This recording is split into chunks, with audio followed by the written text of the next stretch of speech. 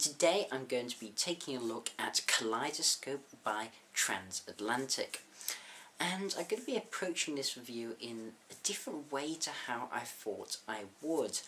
And, well, it'll bring me on eventually to one of the album's main weaknesses, certainly. It's been quite a tough review, this one to do.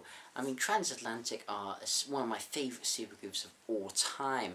If you don't know them, they consist of Mike Portnoy, the Extreme Theatre drummer, on drums, of course, Ronnie Stolt, the Flower Kings guitarist, on guitar, Neal Morse, the Spock's Beard, on keyboards and lead vocals, and Trewass of Marillion on bass. And I've always thought they made some such interesting music. I mean, the TheAIbumMan is just a modern day prog classic, even though it's released back in the late 90s, I believe. And then Bridge Across Forever, a really strong album. Then The Whirlwind, which was interesting. It was a 77-minute song. I can't think of another song that's actually longer. I believe it's possibly the longest rock song of all time, which, you know, quite interesting, but that album was a bit weaker. And now they're back with their fourth studio album, I think, Kaleidoscope. And yeah, I mean, I was originally planning to tackle this to do a really sort of detailed review, going into each section and looking at each section, but when I actually got around to listening to it, and I started with Into the Blue, I found myself not able to talk about each individual section of the song. And that's because, in a way, there isn't that much to say on this album, but in another way, there is. Let me elaborate. So, if we look at the title track, Into the Blue, and the first track even, what the hell am I on about? First track, which is 25 minutes long. Now, it starts out with the overture, which is a nice little instrumental, and, well, it's not exactly uncommon for a Transatlantic album and a song to start out with an instrumental. In fact, reminds me, you know, like a 6-minute instrumental piece. It reminds me a lot of All of the Above from the first album. That started out with an instrumental part, and then we have the Dreamer and the Healer section, and that has the catchier, more melodic part, just like All of the Above then had the catchier, melodic part. And then we go through a couple of other sections, A New Beginning and Written in Your Heart, which have various, you know, type instrumentation and melody. And then there's a reprise of The Dreamer and the Healer, just like there's a reprise in All of the Above. And this is the problem. You see, while, yes, this song, it has those fantastic performances by the members of the band, it has Mike Portnoy's clattering cymbals and thumping drums, it has Morse's keyboards high in the mix, driving the melody along with his uber melodic voice, and yes, Ronnie Stolt's lead guitar playing as he squeals and squawks on the guitar and just makes it sing, and then Trewass just steady on the bass, just, you know, keeping everything together. And while everyone shines on it, again, it just doesn't feel too different to anything they've ever done, and especially looking at this objectively, and also looking at the structure. I mean, we have Into the Blue, 25 minutes, then Shine, which is 7.5 minutes, Black as the Sky, 6.5 minutes, Beyond the Sun, 4.5 minutes, and then Kaleidoscope, 31 minutes. It reminds me a lot of the structure of the first album, which had an epic at the beginning, All of the Above, then instead of Shine, it had We All Need Some Light, and then instead of Black as the Sky, we had Mystery Train, and then, okay, Twas, I forgot what it's called, where I have the, they did a Procol Harum cover, what's it, Inhaled Twas in I. Fantastic song. I prefer the Procol Harum version, but they did a great cover of that, sort of a 17-minute thing at the end. There's another song as well as Mystery Train on there as well. But it's the thing, this album, I get a lot of deja vu from it, and then Shine, as I said, it's the ballad, it's the We All Need Some Light, it's very Spock's Beard, very Neal Morse. There's even a bit of testimony in there, as the lyrics have quite a spiritual, let's say, vibe to them. They definitely do. You know, Neal Morse is an extremely religious person. And it has that, yeah, that spiritual fire, and it's a nice song, but it's probably the weakest on the album, honestly. It's not as good ballad as We All Need Sunlight. Yeah, it's a nice acoustic ballad, but it feels almost more like it should have been a Flying Colours song, which is one of Neal Morse and Mike Portnoy's other supergroups together. It definitely has that more sort of pop-like feel. It doesn't really have any prog elements. And then Black as the Sky, I mean, this is the Mystery Train song of the album. It's hard rock, it's hard hitting, it's catchy, and yeah, I mean, it really is an awesome song to listen to. And that's another of the things on this album. I love all the songs on this album, I really do. They're all fantastic to listen to. And subjectively, this album is fantastic. It really is. It hits a lot of the right notes, but they're the same notes as before. And that's my problem. And Black as the Sky, yeah, it's effectively like another Mystery Train. It's hard rocking, it's awesome, but quite familiar. And then Beyond the Sun, no, sorry, that Shine wasn't my weakest song. Beyond the Sun is the weakest song. This is a 4.5-minute ballad. This just doesn't really suit the band. It doesn't seem to even go anywhere, which is odd for Transatlantic, because usually Transatlantic has a lot of crescendos and great payoffs, but here Beyond the Sun doesn't really seem to do that. And then Kaleidoscope, probably the most complete and best track on the album. The 31-minute song is very, very cohesive in nature, but again, it just feels a bit too formulaic. We have the overture at the beginning and Ride the Lightning, a particularly melodic section, which we then see reprised at the end.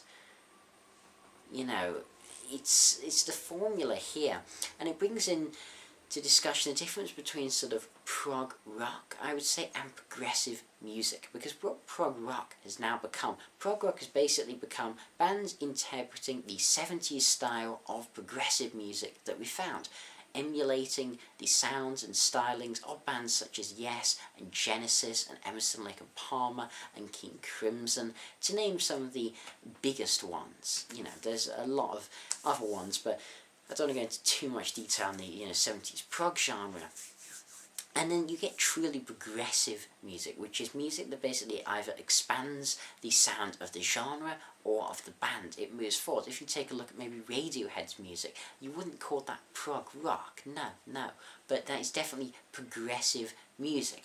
OK Computer is a progressive album, especially when in comparison to the Bends and Pablo Honey, and also the rock music at that time, sort of the old rock and the grunge at the earlier part of the decade. It is a progressive album, but when you bill yourself prog rock, it does have those expectations that you have to show some sort of progression. Of course, when I came to a Transatlantic album, I was expecting 70s worship, and I was expecting a lot of Spock's Beard and Neal Morse type in there, and a lot of Flower Kings as well, particularly because they're really the two sounds that dominate it.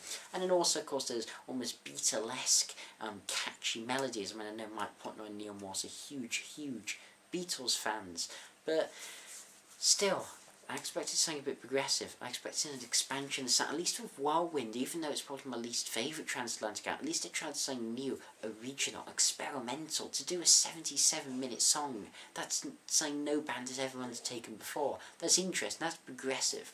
This isn't. I read one review saying that this album wasn't progressive, it was regressive. And especially with the similarities to the first album, I can't help but agree to an extent. It feels like I've listened to this album before. It feels exactly like I've been here. And yes, while everything hits the right notes and it all sounds wonderful to me subjectively when I have my rose-tinted spectacles on, just let the music wash over me in all its beauty and grandeur and prog loveliness, when I actually take the rose-tinted spectacles off, I find not that impressive an album, as I said.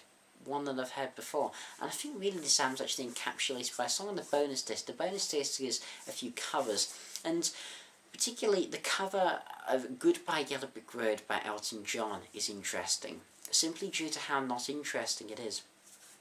It's a direct, exact remake of the song. They don't do anything different with it. They try and emulate down to every single little effect that was on the original, meticulously recreating it, which is not something I personally like from covers.